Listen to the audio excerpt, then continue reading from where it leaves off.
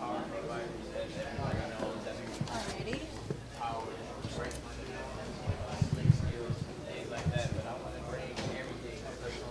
Hey guys, Adriana Jimenez joined here with Matchroom Boxing's very own Eddie Hearn.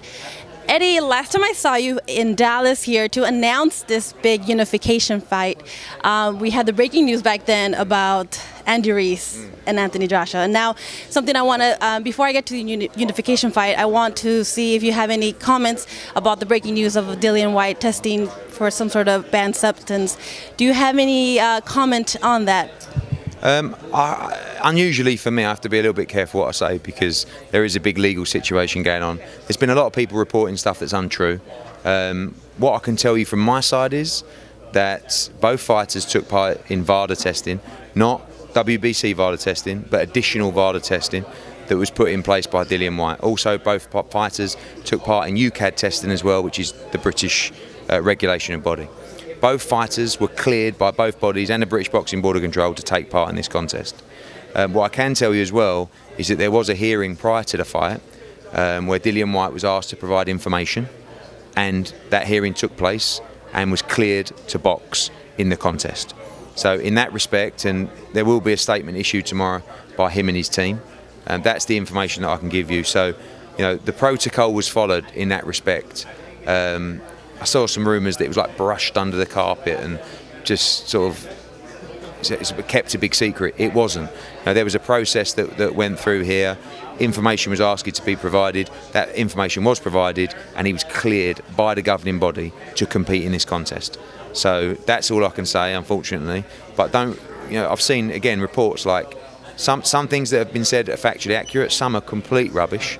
Like Matchroom were trying to take out an injunction and all this absolute rubbish.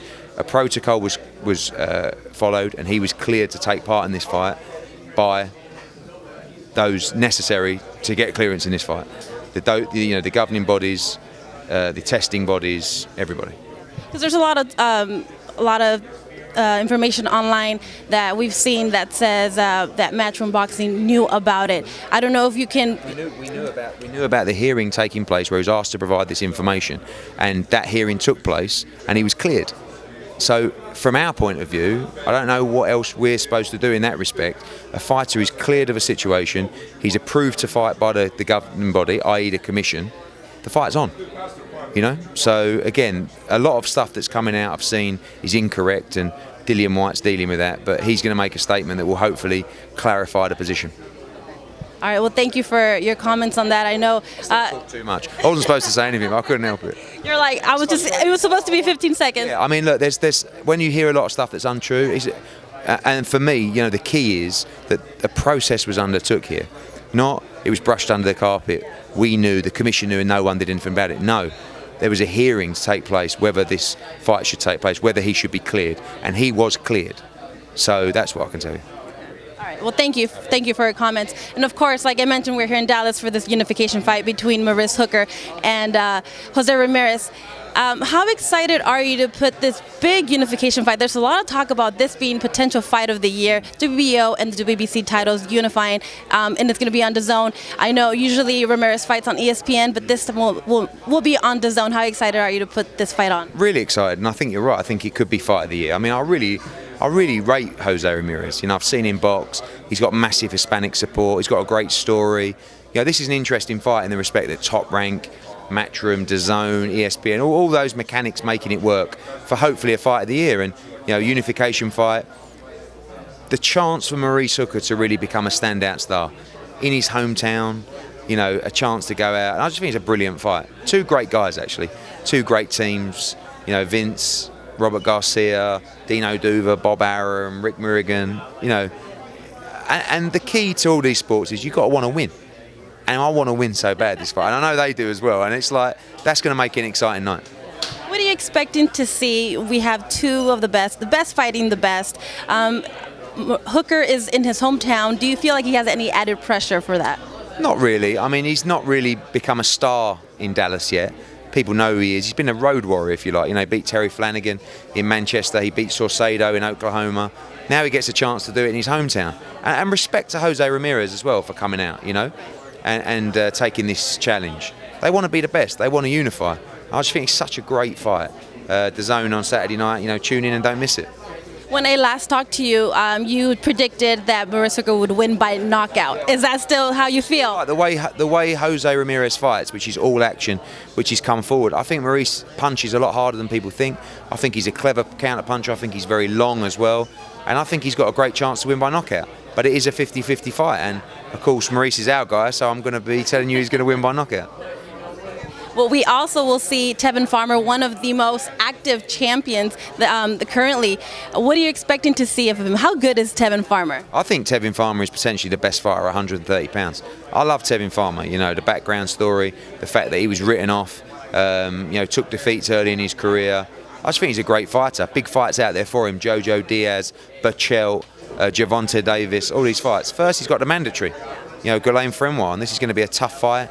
We saw Frenoir get a draw with John O'Carroll. That was a very tough fight. Many people thought that he might have nicked that fight. So it's going to be a great fight. I expect Tevin Farmer to win by knockout. I think he's in the form of his life. He's really starting to believe in himself now and to get this win and want to move on to unification fights. I know, obviously, he doesn't overlook any opponent. Anything can happen in boxing. But he did mention on stage that he wants that big unification fight with Gervonta Davis, who's actually fighting that same night.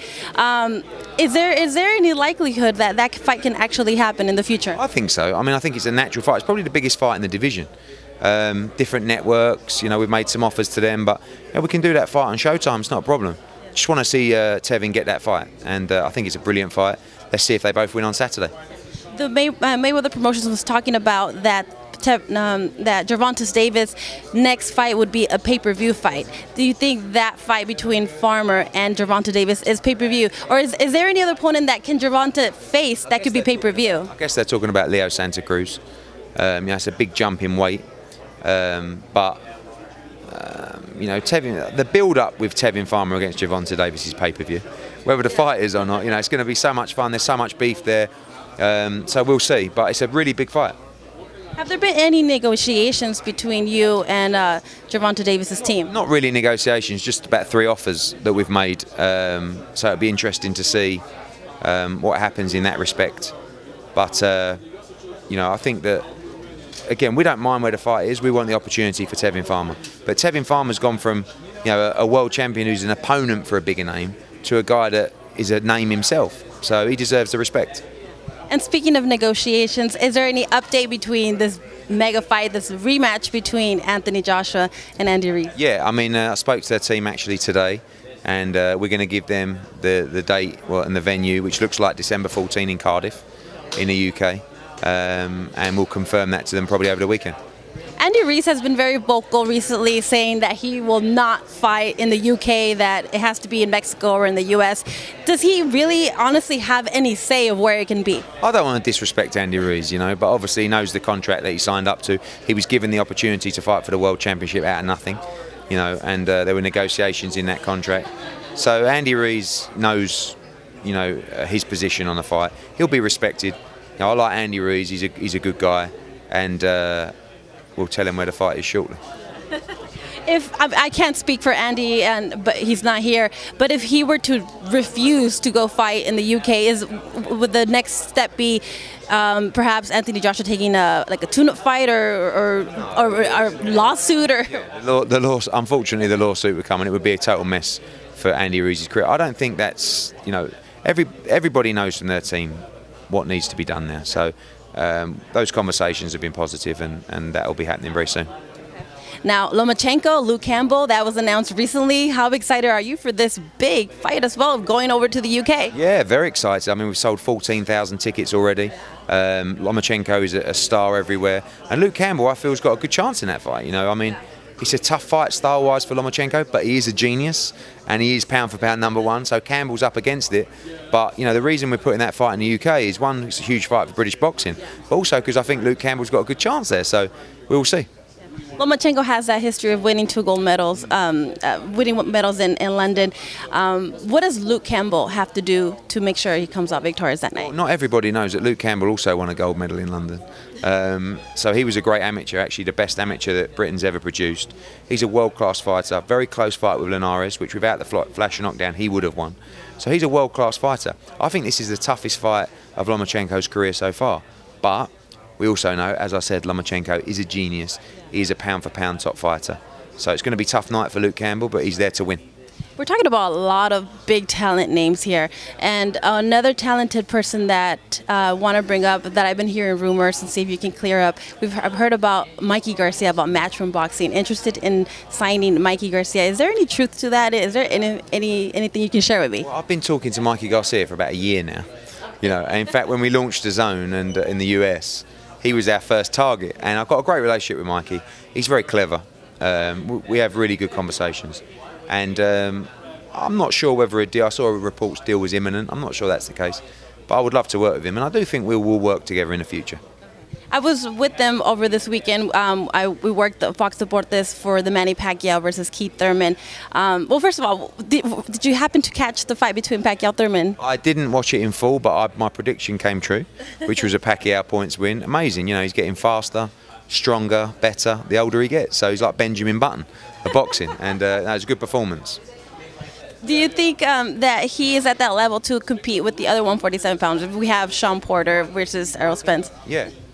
Manny Pacquiao. Yeah, for sure. I mean, I think now Pacquiao will fight the winner of Spence Porter, which is another great fight, and let's see if he can keep doing the business at the ripe old age of 40. He's 40, right? Yeah. He's the same age as me. I feel like Manny Pacquiao's older than me.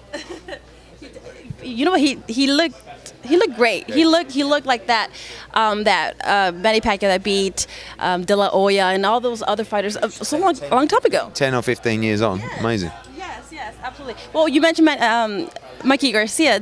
Can he continue fighting at 147? It's tough for him. I mean, look, Pacquiao's not a big 147, so that's a fight for Mikey. But I don't think Pacquiao's looking at Mikey Garcia. I think Pacquiao's looking at the winner of Spence Porter. But Mikey's a brilliant fighter.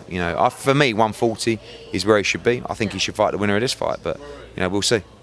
But about Manny Pacquiao as a promoter, don't you think that right now with that great performance that he did, they're kind of building up the rematch between Floyd and Mayweather now? I mean, they're both guys that are like in their 40s, but it's still a big fight, and two great fighters, two legends. So if they want to do it again, you can't really blame them, Yeah. or disrespect them. But I like to see at least one young pup, Well, someone who is young is Canelo. Unfortunately, he won't be able to fight in September. But you have two guys in Demetrius Andrade and Callum Smith that were interested in fighting. Are you guys still maybe in the talks about fighting with Canelo maybe later on this year? Yeah, I think Canelo will fight Kovalev, to be honest with you, at the end of October. But we'll see what happens with that. Andrade, Callum Smith, they both want the Canelo fight. Whether Canelo wants to fight them is another question. But, I think Canelo's return will be announced soon by Golden Boy. And we'll make sure that Andrade and Callum Smith are in top fights themselves. And lastly, you spoke about Golden Boy. We've seen there's a little bit of beef between you and Oscar De La Hoya on social media. What's going on there? What's the update now? He just told me to keep quiet, and worry about my own business. People ask me about the Canelo, like, you just done it then. Yeah. So I comment, and then he goes, why are you talking about Canelo? I'm like, because people ask me about it. Right. So I'm just a fan in that respect. So Oscar's a great guy, and I don't want to stand on his toes, so I'll let him do it. Eddie, thank you so much for talking to me about all these different fighters. Thank you, appreciate it. Can't wait for Saturday night. Me too. Thank you. Thank you so much.